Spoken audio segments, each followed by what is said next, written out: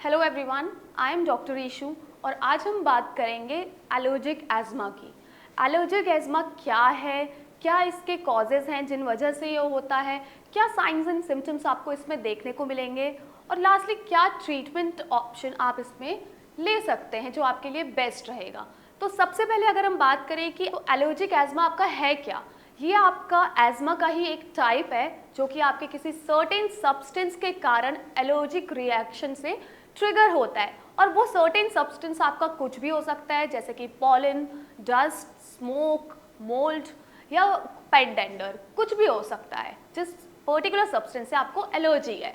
तो अगर किसी एलर्जिक एज़मा के पेशेंट को वो किसी एलर्जन के एक्सपोजर में अगर आ जाए, किसी ऐसे सब्सटेंस के कांटेक्ट में आ जाए जिससे उसे एलर्जी है, तो ऐसे में आपका इम्यून सिस्टम ओवर रिएक्ट कर जाता है। आपके जो एयरवेज हैं उसमें नैरोइंग आ जाती है, उसमें इन्फ्लेमेशन भी आ जाता है, जिस वजह से आपके लिए सांस लेने में तकलीफ हो जाती है। तो अगर हम इसके कॉजेज़ की बात करें कि ये होता किन कारणों से है, तो वो क्या है, उसमें से आपके दो कॉमन कॉजेज़ हैं। जो पहला है आपका वो है जेनेटिक कॉजेज़। किसी की फैमिली हिस्ट्री में अगर ये रन करता चला आ रहा है कि एज़मा की जो हिस्ट्री है वो आ रही है, साथ ही साथ एलर्जीज़ की भी हिस्ट्री अगर है, तो ऐसे में आपके एलर्जिक एज़मा होने के चांसेस जो हैं वो ज़्यादा हो जाते हैं। सेकेंडली, आपके जितने भी एलर्जेंस हैं अगर आप उनके एक्सपोजर में आ रहे हैं, जैसे मैंने बताया था pollen, dust, smoke, cold air, pollution, कुछ भी चीज़ के अगर कांटेक्ट में, एक्सपोजर में अगर आप आ रहे हैं, तो ये भी आपके एलर्जिक एज़मा को ट्रिगर कर देता है। तो ये थे उसके कॉजेज़ जिन वजह से ये हो सकता है। अब आते हैं इसके साइंस एंड सिम्टम्स में कि क्या आपको इस पे लक्षण देखने को मिलेंगे अगर आपको एलर्जिक एज़मा है तो सबसे पहला इसमें आपको देखने को मिलेगा वीजिंग। सेकेंडली, आपकी चेस्ट में टाइटनेस इसमें देखने को मिलेगी। थर्ड है कफिंग, खांसी।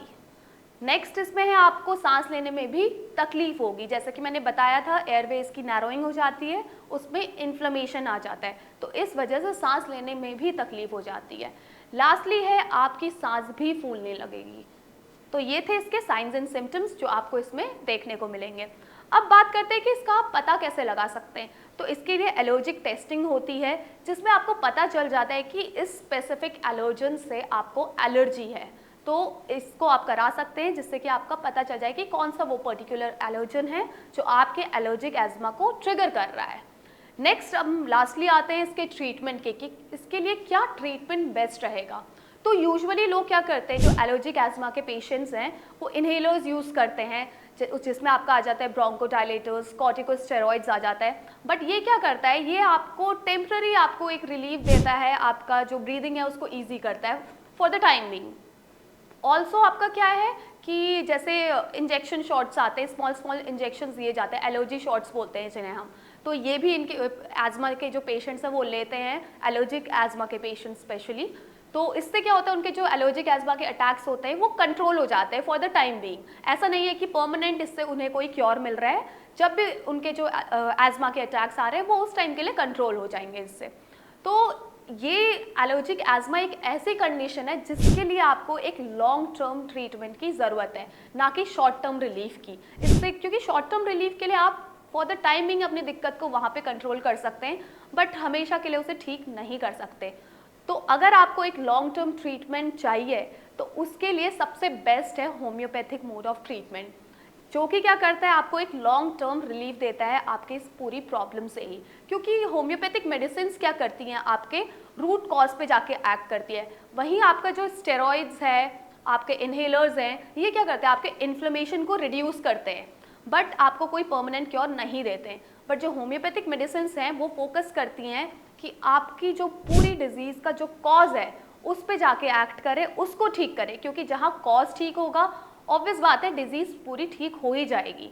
तो होम्योपैथिक मेडिसिन जो हैं वो आपको डिजीज़ फ्री भी करती है और साथ ही साथ मेडिसिन फ्री भी करती है, क्योंकि स्टेरॉइड्स लेना और इन्हेलर्स लेना ये एक हैबिट बन जाती है एज़मा के पेशेंट्स की।